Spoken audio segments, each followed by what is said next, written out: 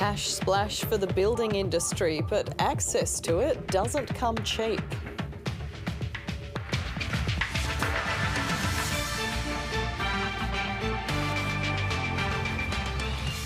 Donald Trump faces an unprecedented revolt accused of stoking division. Booze buses back on the roads after being banned during the lockdown. And as regional borders come down, the grey nomads start rolling up.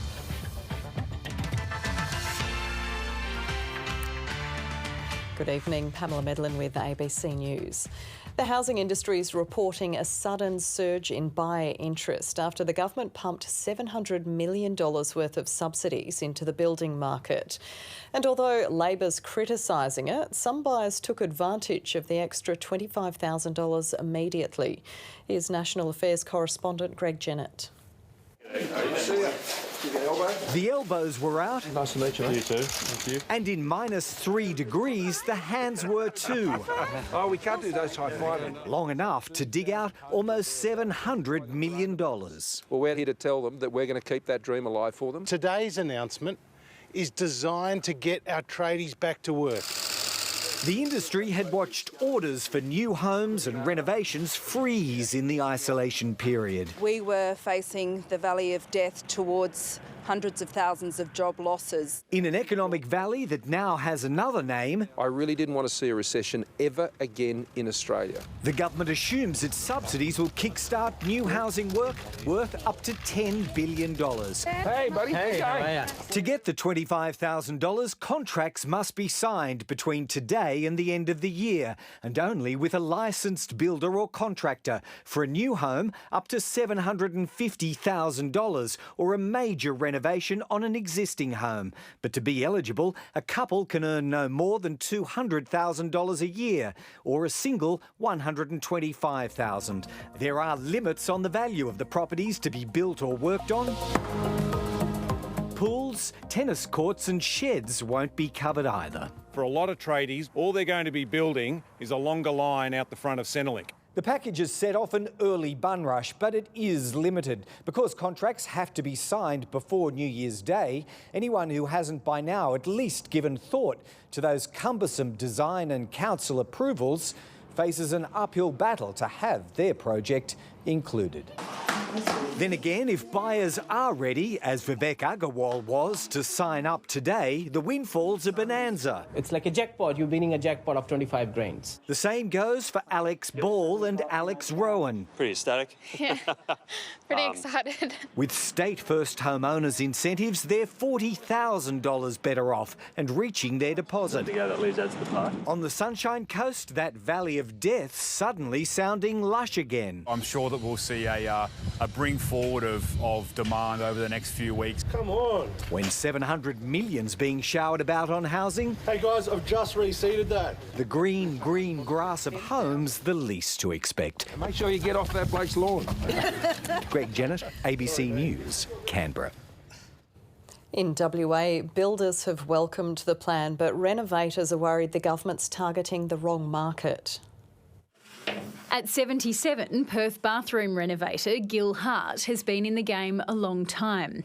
This site is in Bentley, but he works across the metropolitan area and estimates his average job is worth well under the $150,000 needed to access the federal government's $25,000 subsidy. A bathroom like this will, with labour and material, with the shower screen totally finished, all accessories, toilet suites, vanities, taps, would run into about $13,500, including GST. Times are so tough, he's only paying himself $18,000 this financial year and had hoped the scheme would provide some relief. We just feel like we've been let down again. The money's going to the wrong people and not the man in the street, the bread and butter man, you know. But builders are confident there will be a market for the new home subsidy available to eligible customers spending up to $750,000 on a house and land. For the outer range, we'd be looking at areas such as Treeby and Burns Beach. With the inner suburbs, you'll be able to find subdivided blocks in Bedford or Dinella, and you'd be able to get the block and land built for under the 750 threshold.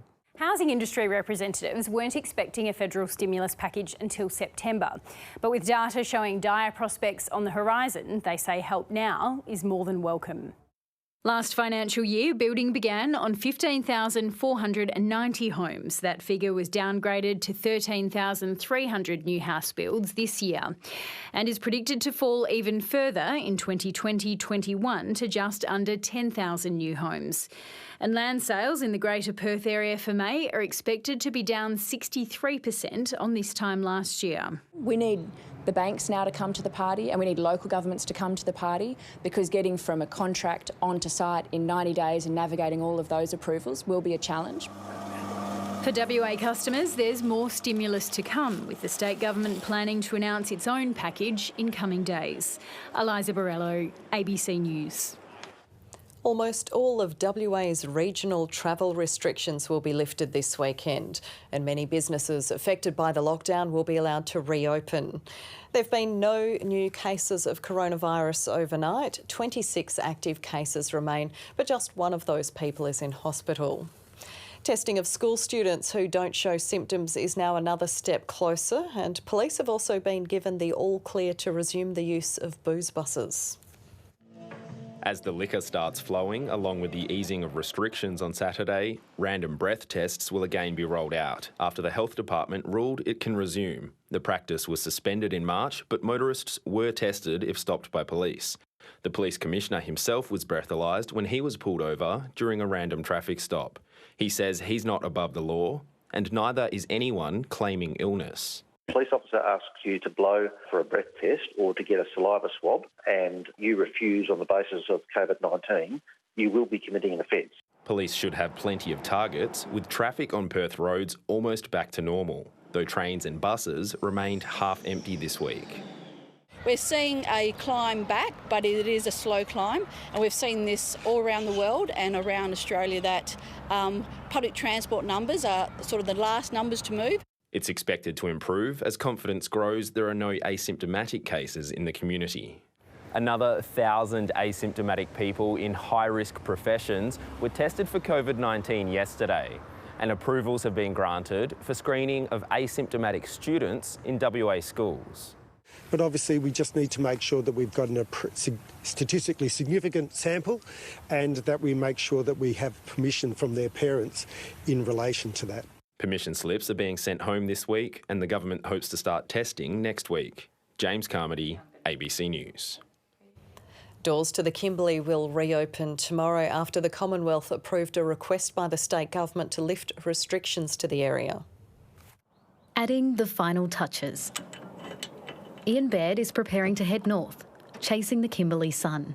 I'm looking very much to feed of mud crabs and going fishing and playing bowls. Caravans line this street near Mandurah. Every autumn, Ian and many of his neighbours make the 2,000-kilometre journey to Broome. But this year, COVID-19 almost scuttled their annual pilgrimage. Oh, it's great just to know that we can get there and enjoy the winter up there.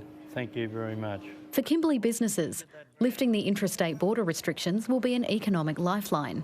There's people now rebooking, and of course there'll be a lot that wouldn't have even booked probably, that were probably going to go to Bali or wherever, which probably may travel now. Broome Caravan Park owner Ron Beecham says while it's a relief WA travellers can visit the northwest, interstate visitors remain locked out, and peak time is running short before the wet season arrives around October. Well, they're not going to drive 6,000 k's to come over here, then 6,000 k's to go direct a couple of weeks later. Northwest Tourism Chief Executive Natasha Ma is still expecting demand from West Australian tourists will be significant. I think our operators are jumping for joy and can't wait to give our visitors a really warm welcome. It's not just the Kimberleys set to benefit from the border opening. Tourism operators are expecting a surge in demand up the coast as travellers make their way north. After months of uncertainty, Mr Baird and his nomadic neighbours can't wait to get on the road. Jessica Warriner, ABC News. It's been 6 months since the federal government promised a decision about relocating billions of dollars of submarine work to WA. But it hasn't happened, and neither is it any clearer when it will. WA has been lobbying hard for submarine maintenance to be moved from South Australia to provide an $8 billion boost to the local economy. It's a naval project the federal government believes is well worth celebrating. This is a very exciting new development for the Navy. But while work starts on a new submarine rescue centre in Henderson, the future of billions of dollars worth of submarine maintenance works WA is eyeing is still no clearer. The decision will be made when it is the right time to do so in the best interests of Navy. WA wants to pinch the work off South Australia. It's known as full-cycle docking and is large-scale maintenance of submarines taking around 2 years per vessel. The federal government repeatedly promised to give an answer by last Christmas. 6 months later, it's yet to make up its mind and won't even offer up a timeframe. As soon as we're ready to make the announcement, we will make the announcement. The issue is highly politically sensitive for the federal government, which fears a backlash if full-cycle docking is taken from South Australia. Some South Australian senators have warned they'll make the coalition's life more difficult if the work is moved. But WA believes it's in the national interest for the work to come west and is urging the federal government to make up its mind. Submarines are based here, the industry is stronger here, and the crews are based here. This is absolutely critical for WA if we think about a project that's worth billions of dollars and creating thousands of jobs. South Australia warns relocating the maintenance work would cost hundreds of millions of dollars. Jacob Kagi, ABC News. Australia may have just snuck into a recession on the GDP numbers, but they don't tell the full story, and neither does the official unemployment rate. A collapse in work hours is how many Australians are feeling the pain. And some economists are warning that the recession could become a depression if the government withdraws its economic stimulus. Some waterproofing? Yep. Have you got brushes up there? I'll send it right down, please. Jeremy Sims repairs roofs for a living. His partner Anna isn't normally his offsider. She was working full-time as growth and operations manager for a tech startup before COVID-19 hit. She was stood down without pay as the economy slumped into recession. So now you're on the tools? I'm on the tools. Yes, keeps me busy, keeps me active, which is good. All right, ready? That's putting a brave face on it. Anna's was the stable income the couple relied on. JobKeeper's only restored some of her hours and income. How much money are you down at the moment? More than half my income with the job subsidy. So, you know, still, and that's quite a bit of money when you look at it. Jeremy still has full-time work, but he's employing fewer people. Now we're down to just 2 of us, really. So, plus Anna, who helps me, obviously. You right? Yep. Far more than the headline unemployment rate, a collapse in work hours for the economy shows the extent of the recession we're now in. The Reserve Bank is using the fall in work hours to assess the extent of the downturn. It was expecting a 20% fall in overall hours worked in the economy. Now it's hoping for a mere 15%, which is still shocking. I'm worried what's going to happen once the JobKeeper, JobSeeker, the banks, all the extra benefits stop. And once it all comes to a halt, what happens then? Economist Alison Pennington argues that withdrawing the government stimulus would be madness. We're staring down the barrel of a depression Mark II. The business-led economy that we had coming into this crisis will fail to pull us out of it.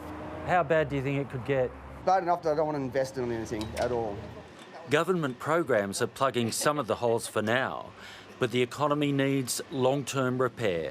Stephen Long, ABC News. To finance now, the local share market had its 4th rise in a row today, but the Australian dollar slipped back. Here's Alan Kohler. Well, the share market has risen by an average of 1% a day this week, which is pretty remarkable considering we learnt yesterday that the country is in recession, and the day before the Reserve Bank Governor said it's the biggest economic contraction since the 1930s. And apart from that, the world is falling apart. Today's gains were led by shopping centres like Unibail, Rodamco, Westfield, and travel companies like Qantas and Flight Centre, because investors are focused on the future reopening of the economy rather than past closures. And on one measure, restaurant bookings, Australia is setting the global pace behind Germany. In more sobering news, we got some retail sales data for April today, down 17.7% from the 8.5% increase in March. But within that, clothing and footwear sales fell 50%. And here's the reason building companies have been pleading for help, which the government gave them today with the $25,000 grants. New construction orders have fallen by more than 50%. The rise in our market today followed a fourth consecutive day of gains in the United States, where investors are apparently unconcerned about the riots. But it's worth noting again that it's all focused on 6 companies: Facebook, Apple, Amazon, Alphabet, Netflix and Microsoft. Those stocks have passed their previous peak, and since the start of last year are up 70%, while the rest of the US market is up only 15%, and the rest of the world is barely up at all. Finally, the Australian dollar has slipped back below 69 US cents. And that's finance. Still to come this hour, the employees locked out of JobKeeper. I'm willing to work. I think that's the whole point of the scheme, to get people back to work. We know that this is affecting hundreds of casual workers around the country. Plus, Rio Tinto explains why it blew up a 46,000-year-old Aboriginal site. That's coming up.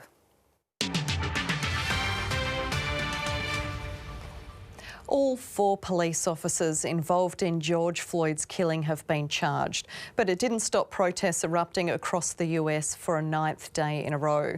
Hundreds of thousands gathered in mostly peaceful protests. Former President Barack Obama also lent his support to the movement, urging activists to turn their anger into change. North America correspondent David Lipson reports from Washington. Day by day, as the chaos subsides, a movement is growing, led by a new generation of young, peaceful activists. In cities like Los Angeles and Portland, huge crowds are turning out. And it's happening in small towns too. Marches in Crown Point, Indiana showed they'll no longer be intimidated. Would you stand there watching while I beg for my life? And the protesters are already seeing results. These are the 3 officers who stood by as George Floyd slowly died. They're now charged with aiding and abetting murder. And Derek Chauvin, the officer who kneeled on his neck, has had his charge upgraded. I believe the evidence available to us now supports the stronger charge of second-degree murder. George Floyd's son returned to the scene of the crime and kneeled in silence. News of the arrests didn't ease his grief. I am happy that all the officers have been arrested. My father have not been killed like this. We deserve justice. That's all I have to say. On the protest front lines, the news was welcomed, but no one thinks this fight is over. George Floyd, that's just a step. You know, there's way more victims out there that need prosecution. This is not the end of anything. This is the beginning of a lot of things. This is a issue that we've been dealing with for hundreds of years. Today, it also emerged that George Floyd had tested positive for coronavirus, another crisis hitting African Americans harder. The country's first black president urged protesters to maintain their momentum. Historically, so much of the progress that we've made in our society has been because of young people. Barack Obama was elected to power on a promise of change, but at the end of 8 years, America wasn't that different. Well, today, 4 years later, it does start to feel like change is in the air. The question is whether that momentum will hold. Beyond a cry for justice, the protesters' end goal hasn't yet taken shape.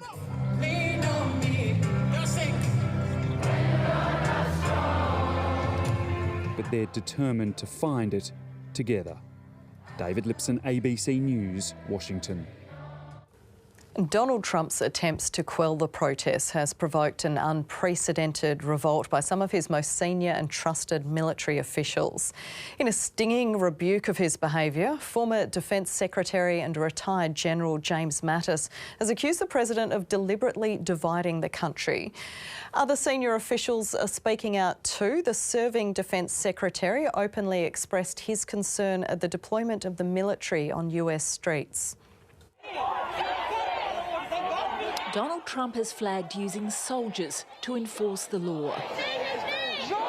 But for Defence Secretary Mark Esper, that's a red line that shouldn't be crossed unless it's unavoidable. The option to use active duty forces in a law enforcement role should only be used as a matter of last resort and only in the most urgent and dire of situations. We are not in one of those situations now. Amid concerns that the President may try to impose martial law, there are more police, heavily armed and in fatigues on DC's streets. Triggering the 1807 Insurrection Act would give the federal government authority to deploy the military to control civil disorder. We have to have a dominant force. Maybe it doesn't sound good to say it, but you have to have a dominant force. We need law and order. The President's rhetoric has provoked a blast from his former Defence Secretary James Mattis, who said Americans must reject any thinking of US cities as a battle space to be dominated by the military. Also expressing disbelief that troops may be ordered to violate the constitutional rights of their fellow citizens. I will support and defend the Constitution of the United States. Mattis ultimately left the White House at the end of 2018 after disagreements with the President. He was the last of a trio of generals referred to as the adults in the room, including H.R. McMaster and John Kelly, who eventually left or was sacked by a president who tends to eject dissenters. The chairman of the Joint Chiefs of Staff issued a memo to his colleagues to remain true to their oath to defend the Constitution, including freedom of speech and the right to peaceful assembly. Zoe Daniel, ABC News. Protests have continued across the Atlantic. In London, thousands of people marched against police violence and racial injustice. Some clashes erupted between police and demonstrators as they moved through the British capital, blocking traffic. The protest was organised by the Black Lives Matter group. Black lives have always mattered. We have always been important. We have always meant something. We have always succeeded. 2 Australian journalists were attacked on air while covering the demonstrations, but neither was injured. New analysis done by Australian scientists has found about 15% of people with coronavirus show no symptoms. That means unless they're tested, they won't know they have it. It's why experts are urging Australians to remain vigilant with distancing as the country unwinds restrictions. They look at them jumping. Sydney couple Bev and John Cable can now share a laugh about the bucket list trip that didn't go as planned. Groundhog Day. When a crew member became ill, everyone on the ship was confined to cabins and tested for coronavirus. I've always had a little bit of a weak chest, so I was slightly concerned, but I didn't have any symptoms. With the ship stranded off Uruguay, the grandparents were stunned to learn they tested positive to the virus. If we were positive, then it didn't show in any other way than a piece of paper. Despite both being in their 70s, a high-risk age group for COVID-19, they remained perfectly well, never getting any symptoms at all. Researchers from Bond University now believe about 15% of people who contract COVID-19 will be asymptomatic, like the Cables. So for every 6 people who develop the infection, that is the COVID-19, about one of those 6, or 1 in 7, will not have any symptoms for the whole of the illness. They examined 9 overseas studies, totalling around 20,000 asymptomatic coronavirus cases. Fortunately, patients without symptoms were 1/3 less likely to spread the disease. You're not doing the things like coughing or sneezing because you don't have symptoms. While the research confirms that only a small number of people are wandering around the community not knowing they have COVID-19, experts warn people can't become complacent. You go to a restaurant, you go to the gym, you go to a protest, you don't know if the person next to you is infected or not, and they may not know either. While their trip was one to remember, the Cables haven't been put off. They've already booked another cruise once border restrictions are lifted. Sophie Scott, ABC News. A convicted German sex offender has been identified as a new suspect in the case of missing British girl Medlen McCann. Police say the unnamed 43-year-old, who is now in prison, used this camper van to travel around Portugal at the time of her disappearance. Medlen was 3 years old when she vanished from a holiday resort in 2007. He used the vehicle to live in, and certainly the week preceding he was in there living. So he would move around the area. Police also said the suspect transferred his car into someone else's name the day after Medlen disappeared. Her parents, Kate and Jerry McCann, have said they'll never give up hope of finding Medlen alive. In the AFL, Fremantle forward Cam McCarthy says he hopes to fly with the side to the Gold Coast next week, even though he collapsed at training yesterday. The 25-year-old spent the night in hospital and was back there again this afternoon to undergo further testing. The cause of his collapse is still unknown. How are you feeling, Cam? Yeah, good. Do we know what was wrong with you yet? No, not too sure. A few more tests to start, but see how we go, but should be all gravy, yeah. The Dockers fly to the Gold Coast on Tuesday and are planning to take all listed players into the hub. Cricket Australia is facing another pay war as players have rejected the governing body's grim financial forecast. The Australian Cricketers Association has written to players saying it has no confidence in the figures and has vowed to contest them. Cricket Australia is expecting revenue to fall by 48% this year and 20% next year. But the Players' Union believes the outlook for the game is positive, with India likely to tour later this year and Cricket Australia planning for a full summer. Player pay is tied to revenue generated, and the association says it will now begin formal dispute resolution with Cricket Australia to challenge CA's pessimistic financial forecasts. Time now for the weather forecast with Irina Saranik.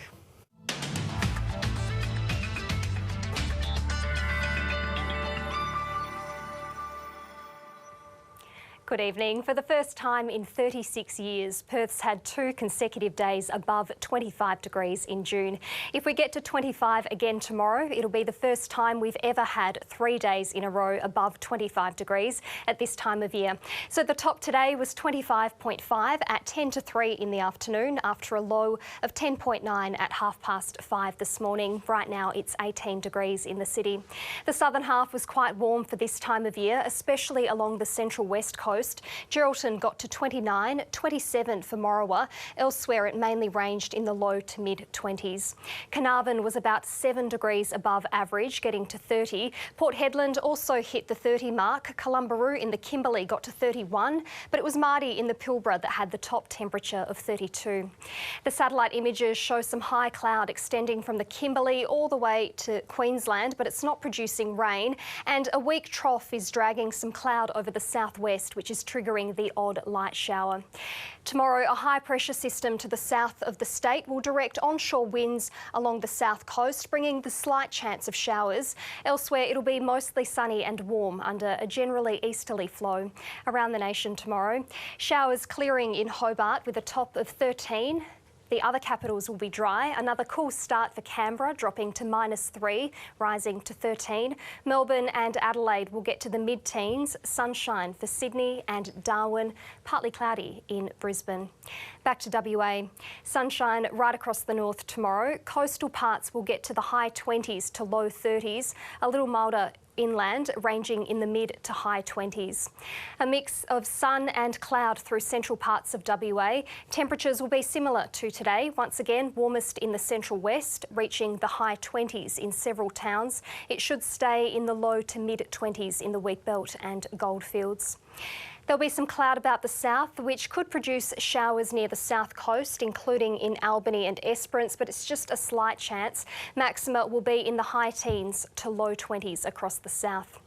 After a low of 11, Perth is heading for another top of 25 tomorrow. As I mentioned earlier, that could be a record breaker for Perth. We'll have an easterly breeze in the morning, then light winds from noon. Winds on the local waters will be easterly at 10 to 15 knots, becoming variable at about 10 knots in the early afternoon. The swell will be up to 2.5 metres. The sun will rise at 11 minutes past 7, setting at 19 past 5.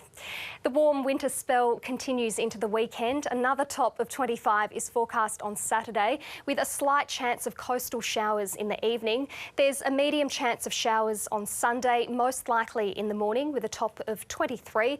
Back to dry conditions Monday and Tuesday, but some rain could develop Wednesday evening, continuing into Thursday with up to 10 millimetres forecast at this stage, Pamela. Thanks for that, Irina.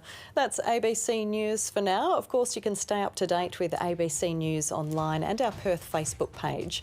Thanks for your company. I'll be back with you tomorrow, but stay with us now for 7:30 with Laura Tingle.